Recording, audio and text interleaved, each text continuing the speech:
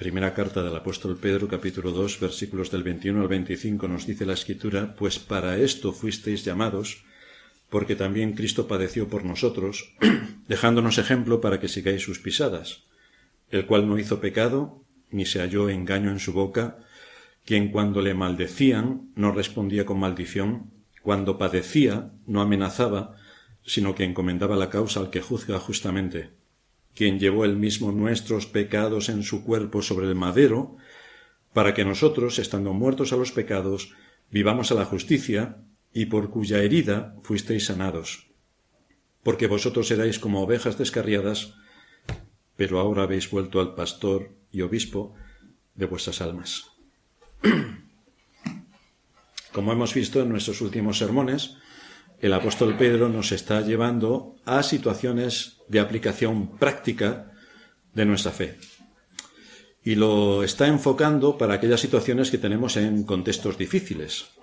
Como vimos el domingo pasado, la esclavitud, que es a lo que principalmente se ha ido dirigiendo el apóstol Pedro, como la situación en la que estaban los esclavos y el deber que a pesar de ser esclavos tenían, que no era otro sino el de anunciar las virtudes de aquel que los llamó por su gloria y excelencia, y decíamos que el que fuesen esclavos no les evitaba cumplir con ese deber, pues es en lo que el apóstol Pedro sigue incidiendo. Estuvimos comentando también que en los tiempos del imperio en torno a 60 millones de personas eran esclavos y por lo tanto la carta iba dirigida a muchos de estos esclavos que eran también creyentes.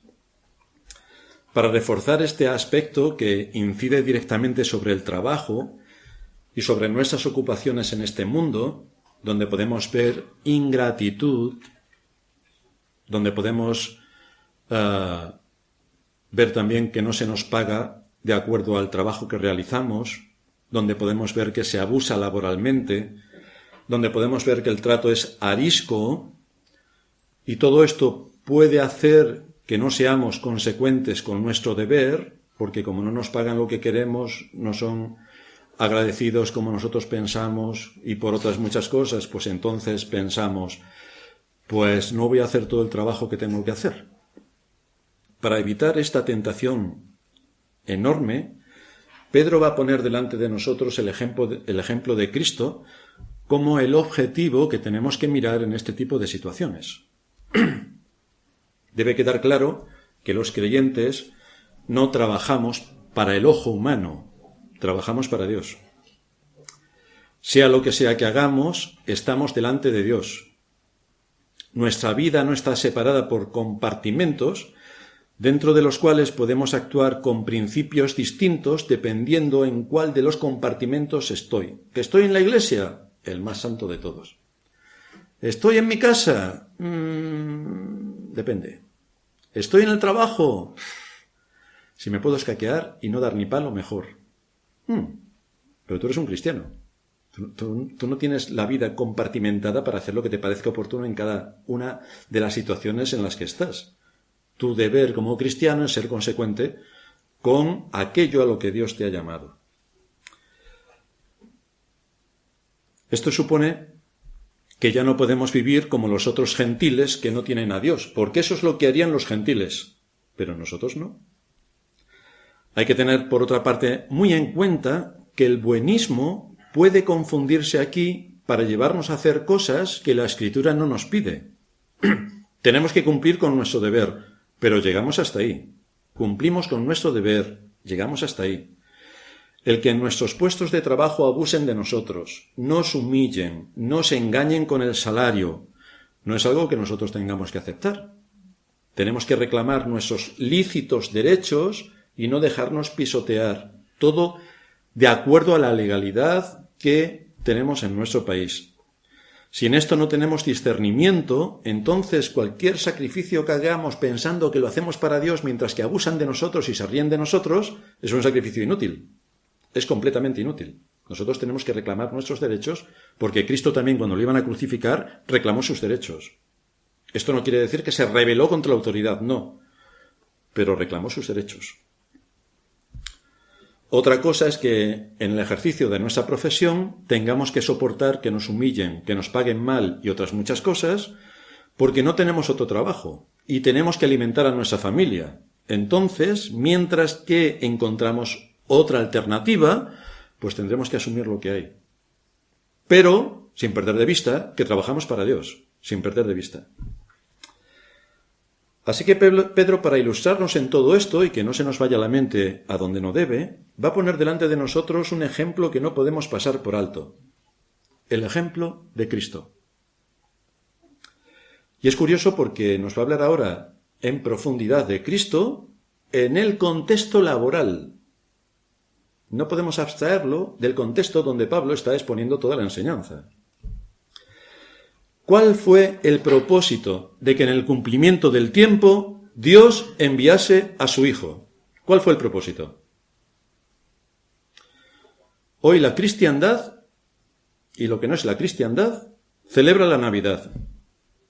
Pero pocos tienen en cuenta que Cristo vino para hacer la voluntad de su Padre, para realizar la obra de redención, es decir, vino a trabajar.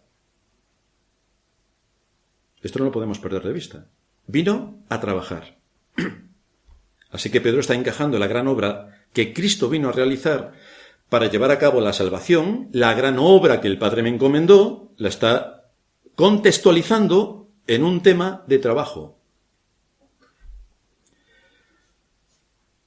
De manera que no podemos separar nuestras actividades profesionales de lo que supone nuestra unión con Cristo y nuestra obediencia a Dios en todas y cada una de las áreas de la vida. La profesional, por supuesto que también. Hoy vamos a dividir nuestro sermón en dos puntos principales y luego en alguno de ellos lo extenderemos bastante más en otros subpuntos. Y vamos a ver en el versículo 21 el ejemplo que tenemos en Cristo y en los versículos del 22 al 25 lo que los creyentes debemos imitar de Cristo.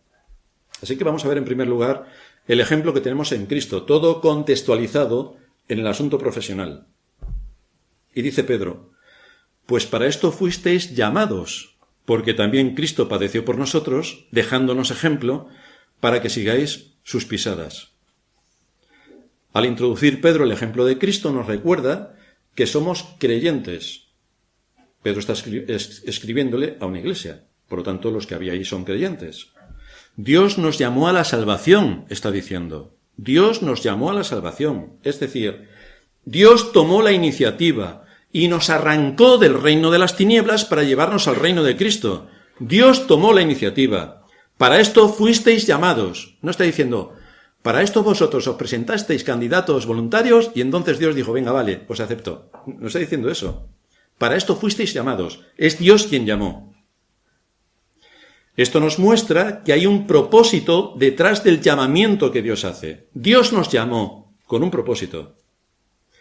Este propósito viene determinado previamente por aquel que llama. Por ejemplo, si alguien te llama a trabajar en su empresa, el trabajo que debes realizar, ¿lo defines tú o el que te llama de la empresa? ¿Quién define el trabajo que tienes que realizar? Claro, si lo definieran los que son contratados, todos estarían haciendo el vago. El trabajo lo define quien te contrata, no lo defines tú. Es que es eso exactamente lo que aquí Pedro está diciendo. El trabajo lo define Cristo, no lo defines tú.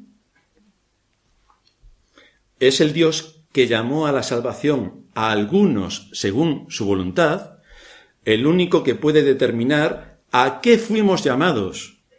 ¿A qué fuimos llamados? ¿Cuál es nuestra función dentro de su reino? Por lo tanto, esto no se queda a ver qué se nos ocurre. Está definido en las Escrituras. ¿Cuál es la función que debemos llevar a cabo de acuerdo a lo que ahora somos, porque hemos sido llamados y es Dios quien determina nuestro trabajo? ¿Cuál es la función que debemos llevar a cabo de acuerdo a lo que ahora somos para el reino de Cristo? Pedro nos ha estado respondiendo hasta este momento. Nos ha estado respondiendo a esta pregunta de varias maneras. Por ejemplo, en el capítulo 1, versículo 15, nos dice que fuimos llamados por Dios para ser santos en toda nuestra manera de vivir. En toda. En mi hogar, en mi iglesia, en mi trabajo, en la sociedad donde Dios me ha puesto. En toda. Soy llamado a ser santo, que quiere decir apartado para servir a Cristo, apartado para el reino de Cristo, apartado para servir a Dios. En el capítulo 2, versículo 9, nos dice que somos un pueblo adquirido por Dios para cumplir otro propósito: anunciar las virtudes de aquel que nos llamó de las tinieblas a su luz admirable. Ese es otro de los trabajos que tenemos que hacer. Dios, que nos ha llamado a la salvación, define qué es lo que nosotros tenemos que hacer. En el capítulo 3, versículo 9, nos dice que fuimos llamados para heredar bendición, para heredar la vida eterna. Todas las bendiciones increíbles que están escondidas en Cristo, hemos sido llamados para recibir toda esa herencia. Y finalmente en el capítulo 5, versículo 10, nos dice que fuimos llamados por Dios a su gloria eterna en Jesucristo. Es la culminación del llamamiento que Dios hace y que tiene trascendencia eterna, porque entraremos en el reino de nuestro Dios y Salvador. Así que cuando Dios nos llamó en Cristo, no solo nos dio la fe para creer en Él, no solo nos dio la fe, no solamente nos ha dado de su Espíritu para que podamos poner en Cristo nuestra confianza, sino que también nos obliga a mirar y a imitar a Cristo en todas las circunstancias de nuestra vida. Tenemos un ejemplo. El gran propósito de la salvación es que nosotros lleguemos a ser como Cristo. Por eso el apóstol Pablo dice en Romanos 8:29 que los creyentes fueron predestinados para ser hechos conformes a la imagen de su Hijo. Para esto hemos sido llamados. Tenemos un ejemplo extraordinario que no podemos pasar por alto y que debemos mirar continuamente. Evidentemente, esto hay que entenderlo, no podemos ser perfectos como Cristo, que no hubo pecado en Él. Pero sí que podemos imitar su actitud y disposición a las pruebas en medio del trabajo, que es a lo que Pedro nos está llevando. Sí que podemos imitar su actitud en contextos difíciles, que es a los que Pedro nos está llevando. Porque para eso sí que estamos capacitados por el Espíritu Santo, ya que se nos dan en las Escrituras todos los recursos que vamos a necesitar para afrontar las dificultades. En Cristo están escondidos todos los tesoros de la sabiduría y del conocimiento. Dios ha desplegado su palabra para que, profundizando en ella, estudiando en ella, con rigor, podemos encontrar los recursos que nos hacen falta para vivir en este mundo y afrontar las dificultades. Por eso el apóstol Juan nos recuerda: el que dice que permanece en él, debe andar como él anduvo. Vaya ejemplo. Debemos imitar a Cristo, y esto incluye seguir su ejemplo cuando tengamos que enfrentarnos ante las injusticias. Bueno, todo el mundo contra mí, pobre de mí, cuántas injusticias tengo que sufrir, pobrecito. Bueno, si nos comparamos con un esclavo de aquel siglo, veríamos lo pobrecitos que somos. Y si vamos siglos más atrás, todavía peor. Y Pedro se dirige a ellos, por lo tanto, por derivación a nosotros.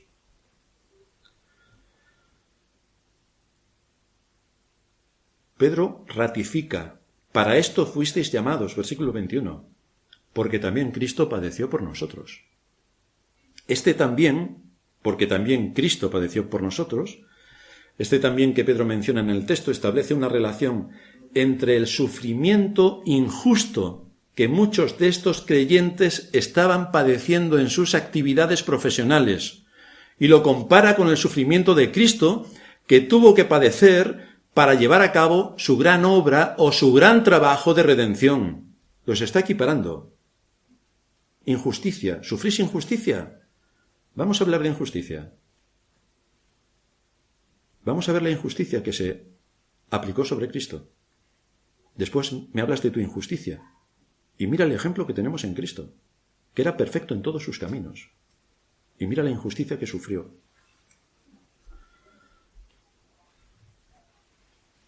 Así como padecéis injustamente, así también Cristo padeció injustamente y nos dejó un ejemplo para que sigamos sus pisadas, nos dice. Cristo padeció injustamente. Al estar dirigiéndose Pedro a los esclavos, asume el trato injusto y cruel que muchos de ellos estarían sufriendo por causa de sus amos. Pero fijaos que no alienta a los esclavos a la rebelión. que es lo que naturalmente hace el mundo en el que vivimos. Este gobierno nos oprime contra el gobierno.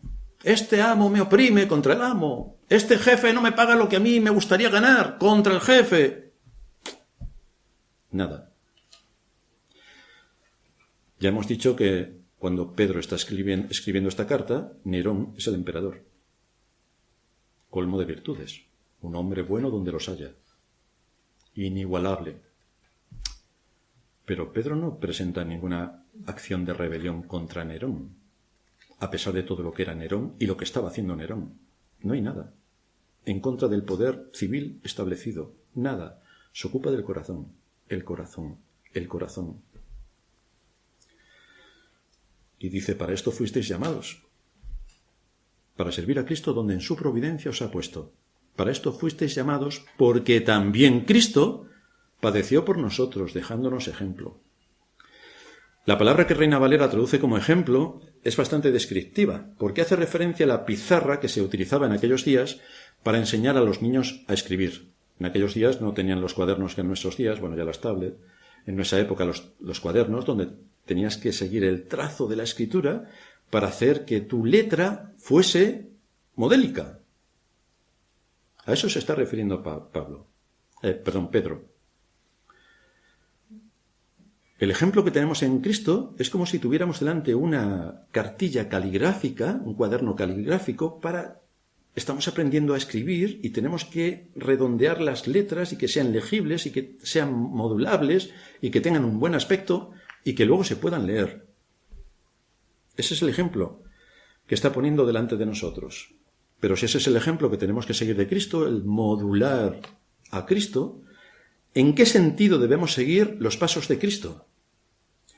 Porque evidentemente nosotros no podemos hacer milagros. Bueno, en algunas iglesias pentecostales, como todo el mundo sabe, hacen muchos milagros. De hecho, los hospitales están vacíos de enfermos, los muertos han resucitado, bueno, hay multitud de cosas. Pero en el mundo en el que nosotros vivimos, fuera de las fantasías animadas, nosotros no podemos hacer ningún milagro. No podemos hacer los milagros que Cristo hizo. Tampoco podemos dar nuestra vida por los pecados de otros, que es lo que Cristo hizo. Pero sí que podemos y debemos enfrentarnos al sufrimiento y al maltrato, algo que Cristo hizo y que nosotros también podemos hacer. Es ahí a donde nos quiere llevar Pedro, el sufrimiento y el maltrato injusto. Si Cristo es el camino que lleva al cielo, todos los que realmente van camino al cielo se van a enfrentar a las mismas cosas o parecidas o situaciones similares como las que Cristo tuvo que afrontar en este mundo mientras que estaba llevando a cabo su trabajo. Porque estaba trabajando, estaba realizando su obra. Esto nos lleva a nuestro segundo punto, el ejemplo de Cristo. ¿Cuál es el ejemplo que encontramos en Cristo? Dentro de este punto vamos a ver 3 apartados relacionados con el ejemplo del Señor en sus sufrimientos que Pedro relata en los versículos 22 al 25 y que los creyentes debemos imitar. El primero es que el Señor es un ejemplo de lo que es sufrir siendo inocente. Él era inocente.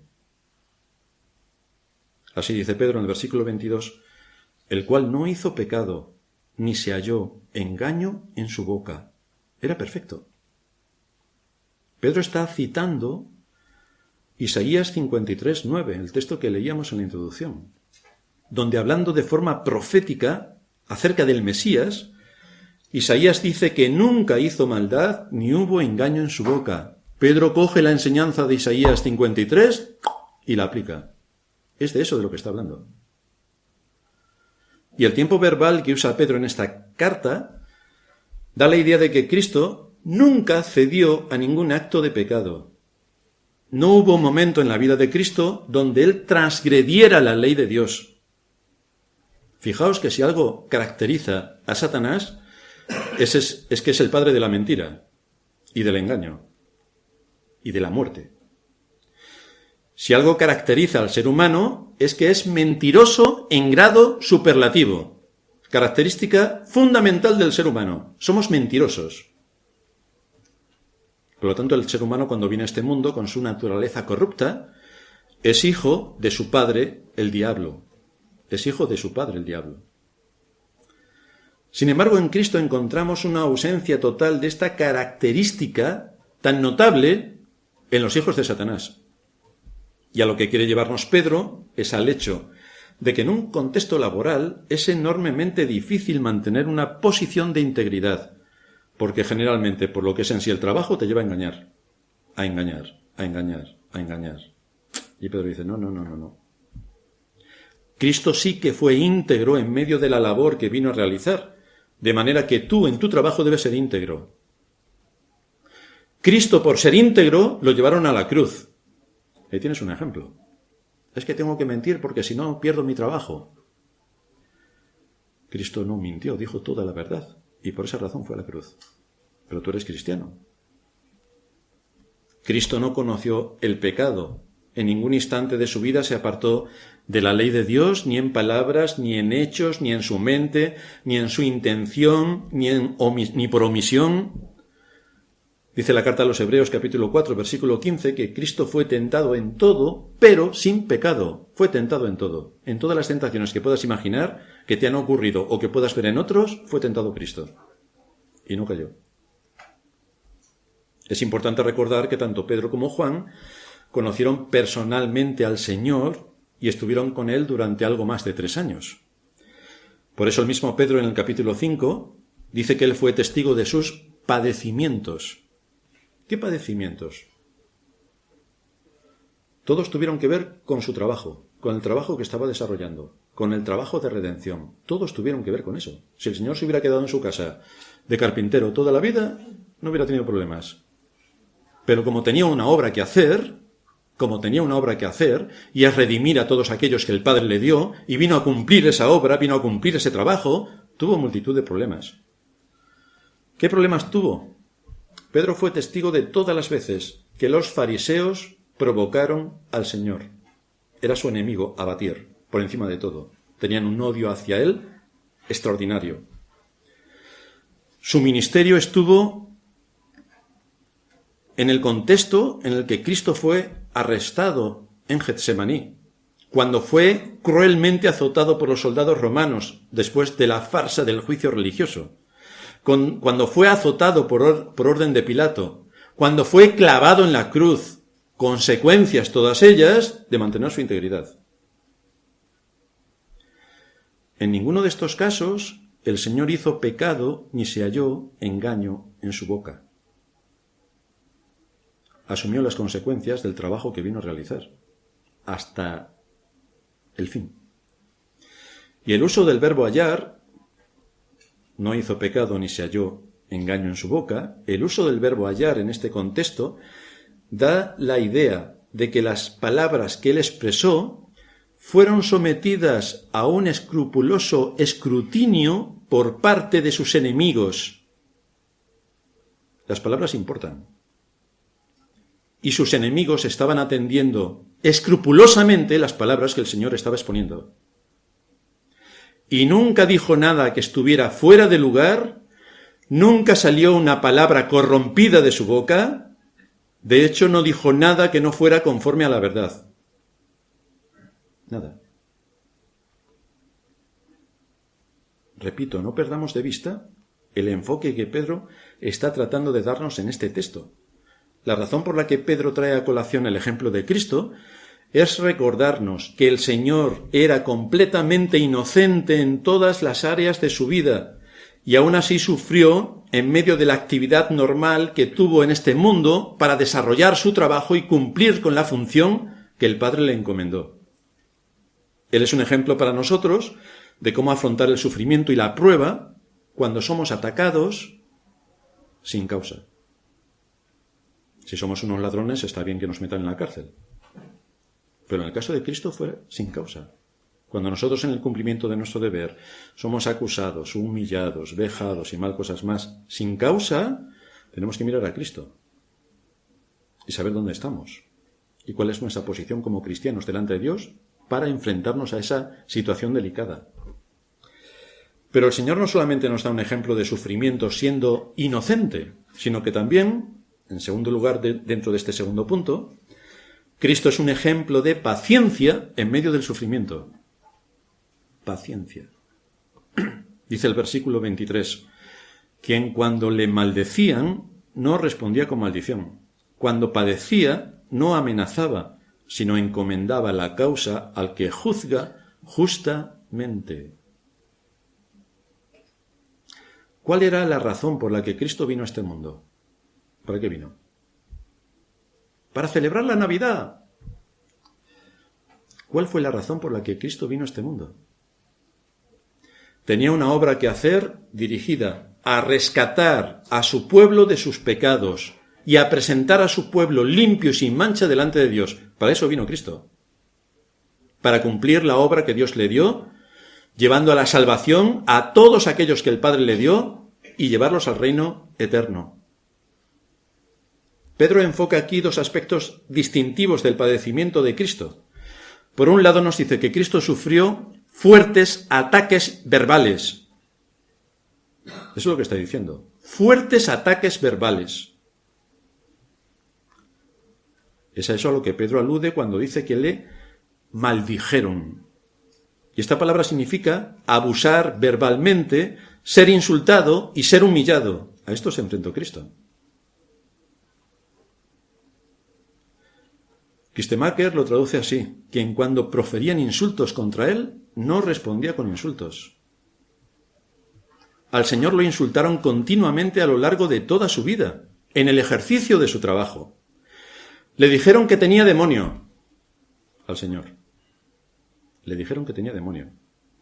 Le dijeron que sus obras las hacía con el poder de Belcebú. Le dijeron que era hijo de fornicación, lo cual quiere decir que tu madre no estaba casada cuando te tuvo, en aquella época. Hoy da igual, en aquella época no. Tu madre no estaba casada cuando te engendró. Eres un hijo de fornicación. Le dijeron que era glotón y bebedor al Señor. Tuvo descalificativos continuos. Lo llevaron, de hecho, a juicio por el trabajo que estaba desarrollando. Y allí lo acusaron falsamente de ser un blasfemo y de pervertir a la nación para que se rebelara contra Roma. De manera que para cumplir con el trabajo que Dios Padre le encomendó, tuvo que soportar todo esto, continuamente. El Señor fue también sometido a severos sufrimientos físicos.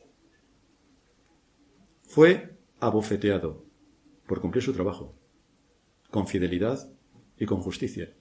Fue abofeteado. Fue coronado de espinas que se incrustaron en su sien. Fue azotado con el látigo romano. Fue escupido, vejado, humillado. Se le dejó la noche anterior a su muerte sin dormir después de darle esta soberana paliza. Y después, como colofón, le obligaron a llevar la cruz hasta el Calvario. Todo esto se sitúa en el contexto del trabajo. El trabajo que Cristo vino a realizar. Por eso en Isaías 53 se dice proféticamente del Mesías que habría de ser un varón de dolores, experimentado en quebranto. Este era el Mesías. ¿Y cuál fue la reacción del Señor ante todo este maltrato y humillación que le aplicaban sus propias criaturas? Sus propias criaturas. ¿Cuál fue la respuesta del Señor? Estamos hablando del Dios encarnado, del Dios soberano, el Dios ante quien los ángeles tapan su rostro.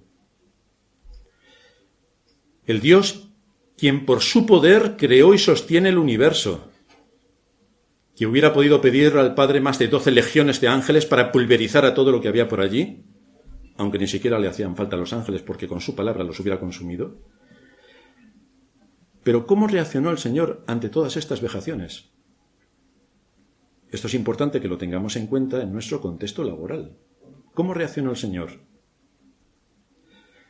Vamos a ver lo que Cristo no hizo y luego veremos lo que Cristo sí hizo. Lo que no hizo, nos lo dice Pedro, quien cuando le maldecían no respondía con maldición. Cuando padecía no amenazaba, sino encomendaba la causa al que juzga justamente. Estaban aplicándole un castigo severo de forma injusta. ¿Cuál es el ejemplo que nos queda a nosotros? Encomendamos la causa a Dios. Él ya juzgará. No hay problema. Mía es la venganza. Pero una vez más podemos oír aquí el eco de la profecía de Isaías 53 en el versículo 7, donde se nos dice: angustiado él y afligido, no abrió su boca. Como cordero fue llevado al matadero y como oveja delante de sus trasquiladores, enmudeció y no abrió su boca. Pedro está refiriéndose a la profecía de Isaías. Cuando le maldecían no respondía con maldición. Cuando padecía no amenazaba. No abrió su boca. El Señor no devolvió los insultos a quienes le insultaban. No amenazó a nadie, teniendo en sus manos todo el poder para cumplir su palabra. ¿Qué hacemos nosotros cuando somos provocados en el trabajo? Y nos dicen: ¿nosotros qué hacemos? Tú más. Es lo que nos sale de forma natural. Ahora, somos creyentes, así que aquello que nos va a salir de forma natural lo tenemos que restringir. Es de esto de lo que Pedro está hablando al exponernos ante el ejemplo de Cristo. Es de esto de lo que está hablando. En este ejemplo vemos que nos dice Lucas en su Evangelio que cuando llevaba la cruz sobre el camino del Calvario, iba orando al Padre y diciendo: Padre, perdónalos porque no saben lo que hacen. Ahora en tus manos queda toda esta situación. Y Dios ejecutaría sus juicios. Dios ejecutaría sus juicios. Porque pocos de los que estaban con vida en aquel tiempo siguieron con vida. Después de los asedios terroríficos que el Imperio Romano asestó sobre aquella población. Y este fue el ejemplo que Él nos dejó para que sigamos sus pisadas, para que tomemos nota de lo que no debemos hacer en medio de situaciones hostiles. El creyente no debe devolver insulto por insulto. No debe devolver amenaza por amenaza. No debe rebelarse ni tomar la justicia por su mano. Debe defender su causa dentro de los límites de la justicia, como hizo Cristo, pero con ese límite, los límites de la justicia. Teniendo cuidado de no insultar a quien te insulta. Es cierto que es muy difícil reaccionar con la misma medida que nos tratan en medio del maltrato. Por eso es que nadie puede vivir como un cristiano por sus propias fuerzas, porque tienes que tener los argumentos consistentes para mortificar tu pecado y al que te da, darle más fuerte. Tienes que tener argumentos consistentes y meditar en la palabra de Dios continuamente para que cuando llegue esa situación de prueba puedas retener y mortificar el pecado. La vida cristiana nace de la gracia y se sostiene por la gracia. Y esa gracia está disponible para todo el que la pida. Pero para esto hay que orar bastante. Para esto hay que orar bastante. Y hay que estudiar las Escrituras bastante. Y hay que exponerse con un espíritu atento a la palabra de Dios que nos es predicado cada día del Señor cuando se nos hablen las Escrituras. Y tenemos una gran cantidad de alimento para el espíritu. Hay que estar atentos. Uno no se puede dormir, divagar, pensar en otras cosas, no enterarse del sermón, porque es el arma que utiliza Satanás para que cuando llegue la ocasión y te insulten, tu insulto sea más grande que el del otro. Pero este no es el ejemplo de Cristo, ni es lo que Cristo demanda de ti, ¿no? Este no es el ejemplo de Cristo. Lo que sí hizo Cristo, en segundo lugar, lo que sí hizo Cristo en medio de la hostilidad y el maltrato. Pedro dice que cuando le maldecían no respondía con maldición, cuando padecía no amenazaba, sino que encomendaba la causa al que juzga justamente. Y la palabra encomendar, que traduce aquí Reina Valera, da la idea de una acción consciente y deliberada que se lleva a cabo durante un periodo de tiempo concreto. Con cada nuevo abuso, el Señor ponía su causa delante de su Padre. Con cada nuevo insulto, el Señor ponía su causa delante de su Padre, sabiendo que Dios Padre defendería su causa. Pero hacer esto requiere madurez espiritual. No responder ante los insultos ni las amenazas. Esto requiere madurez espiritual.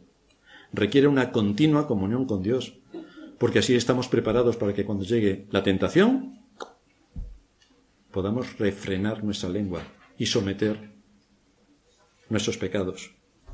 Ahí tenemos la respuesta que se espera de nosotros en medio de la hostilidad y el maltrato. Uno de los mejores comentarios que podemos encontrar de este texto en las mismas Escrituras se nos expone en Romanos 12, del 18 al 21. Nos dice allí el apóstol Pablo: si es posible, en cuanto dependa de vosotros, si es posible, hay veces que no es posible, pero si es posible, estad en paz con todos los hombres. No os venguéis vosotros mismos, amados míos, sino dejad lugar a la ira de Dios, porque está escrito: mía es la venganza, yo pagaré, dice el Señor. Así que, si tu enemigo tiene hambre, dale de comer. Si tiene sed, dale de beber, porque haciendo esto, ascuas de fuego amontonarás sobre su cabeza. No seas vencido de lo malo, sino vence con el bien el mal. El juicio de Dios sobre esa persona va a ser mayor. Tranquilo. Si Dios no va a pasar por alto la afrenta a sus hijos, no las va a pasar por alto. Nosotros estamos en situaciones muchas veces de tensión por la providencia de Dios. Nos ha puesto en un trabajo, en un contexto social y político, en una época determinada. Nosotros no estamos aquí por casualidad.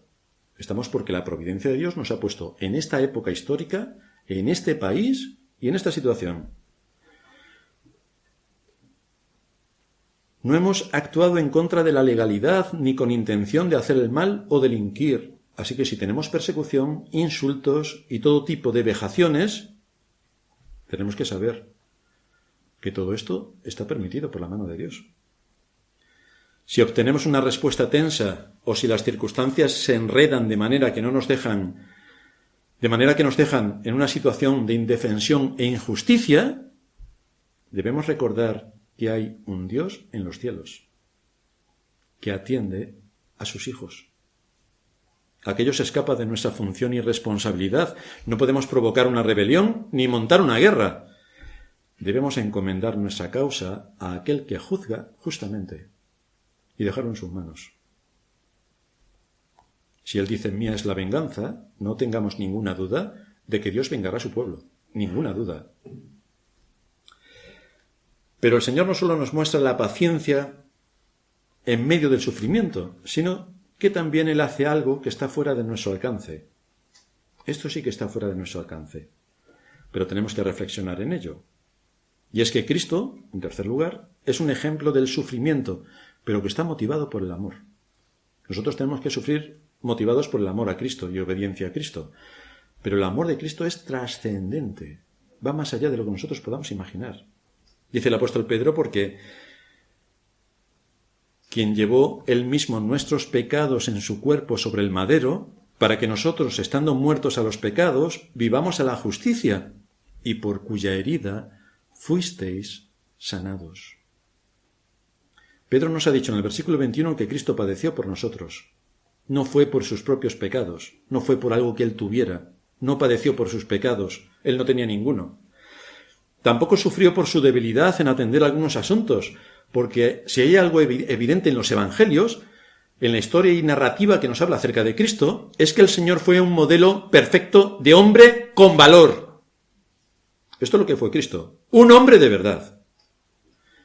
Todo lo que el Señor padeció en el ejercicio de su trabajo fue por causa de nuestra salvación,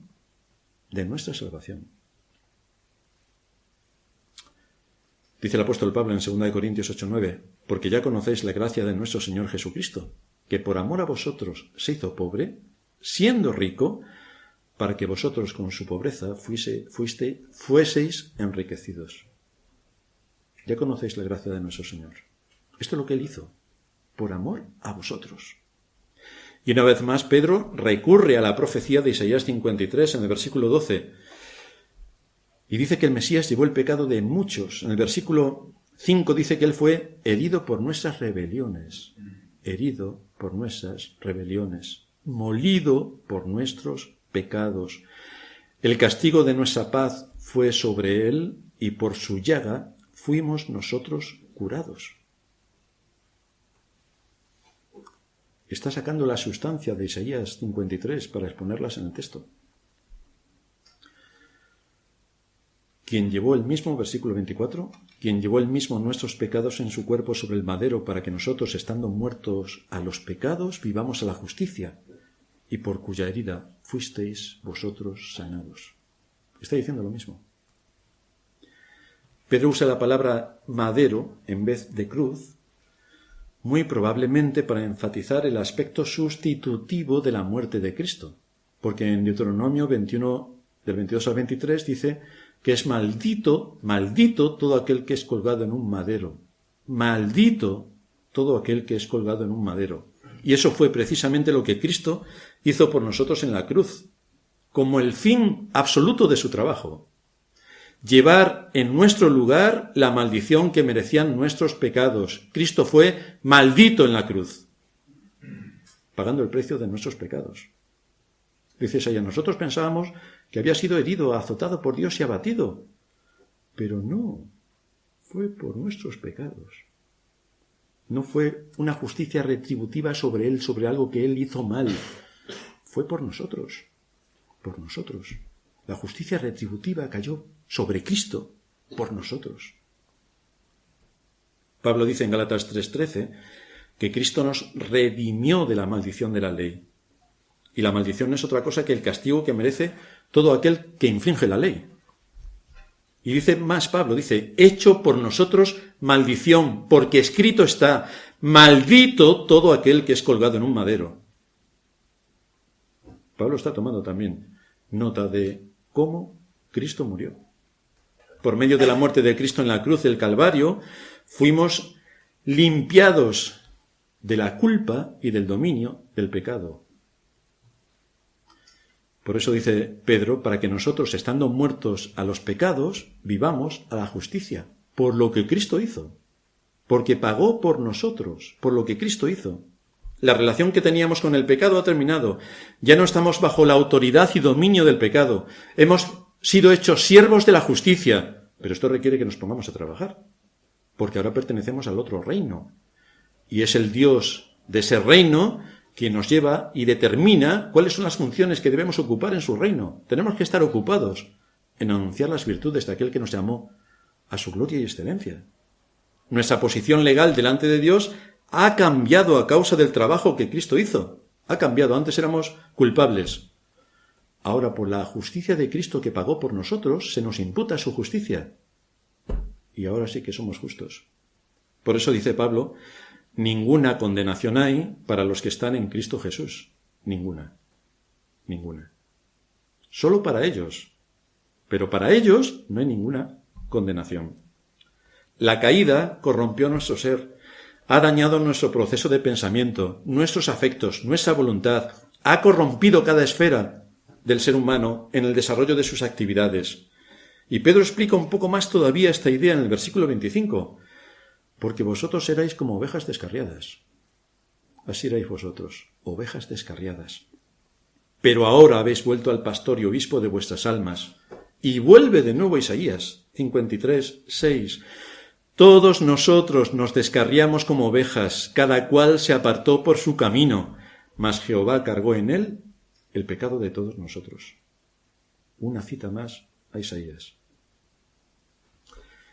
La figura de una oveja descarriada era bastante gráfica para los lectores del primer siglo, que sus actividades normales eran la agricultura y la ganadería. Estaban muy habituados al tema de las ovejas. Una oveja descarriada, desde luego, los entendidos dicen que la oveja es el animal más tonto que existe, porque cuando pierde el contacto con los que está, pues no se sabe ni a dónde va. No sabe cómo defenderse. Está a merced de los lobos o de las alimañas del campo. No sabe dónde tiene que ir a comer. Está expuesta a las inclemencias del tiempo y no busca refugio. No sabe encontrar el camino de regreso a su casa. O sea, vaya desastre de animal. Pues así éramos nosotros. Ovejas descarriadas. Y así está el hombre sin Cristo, completamente perdido, completamente extraviado.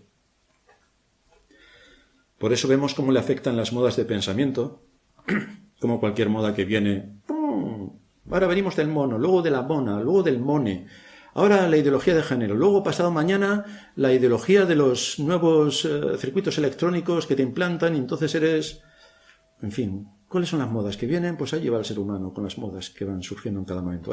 Ahora hay que rebelarse contra los padres, ahora contra el gobierno, ahora voy a rebelarme contra mí mismo, ahora voy a vestir como los indios arapahoes, ahora me corto el pelo del revés. En fin, el ser humano es así de idiota y no podemos hacer otra cosa. Así le afectan las modas de pensamiento. Se deja engañar por lo que piensa la mayoría. Luego todos dicen que ellos son únicos. Me voy a poner un tatuaje porque así soy único. Efectivamente, hijo mío, eres igual de único que el resto de los 800 millones de personas que lo llevan también. Eres único total. En tu necedad, desde luego. Se dejan engañar. Se arrastran por lo más bajo del pecado. Lo único que hacen es ver su corrupción, su egoísmo, su soberbia, su incredulidad y sobre todo su enemistad patológica contra Dios. Esto es lo único que se evidencia. El hombre fue creado para un propósito sublime: adorar a Dios, disfrutar de Él para siempre. Pero por causa de la caída su naturaleza quedó completamente corrompida. Necesita volver a recuperar la posición que tenía antes de la caída. Pero ni puede ni quiere.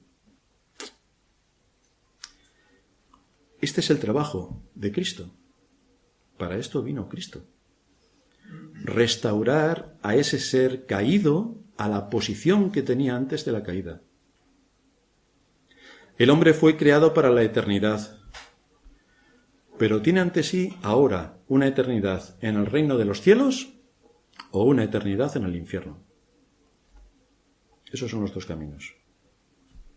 El Hijo de Dios se encarnó y asumió voluntariamente morir en la cruz siendo inocente, porque el hombre no se puede salvar a sí mismo. Puede hacer muchas buenas obras, darle de comer a los de África, a los de Oceanía o a quien quiera, pero por medio de las obras ningún ser humano será justificado delante de Dios. El hombre no puede salvarse a sí mismo. Por eso Cristo vino a buscar y a salvar lo que se había perdido. Y nos dejó ejemplo para saber cómo debe funcionar el mundo en el que vivimos, teniendo en mente a la persona de Cristo. Conclusiones de todo lo que hemos visto. Pues lo primero es que hemos podido ver el alcance de la redención en la vida de cada creyente y cómo esto le afecta en su trabajo. Le afecta independientemente de cuál sea su oficio o su posición. Le afecta en el contexto de su trabajo y tiene que mostrar con su conducta y actitud las virtudes de aquel que le llamó de las tinieblas a su luz admirable. Y nadie está exento de esto. Nadie puede decir, bueno, como yo gano 100 euros al mes, puedo ser un vago en mi trabajo. Pues no. No. Si ganas 100 como si ganas 100 millones, en tu trabajo tienes que hacer exactamente aquello que cumple con tu deber y tu responsabilidad sobre lo que Dios te ha puesto. Por otra parte, estos días se celebra la Navidad.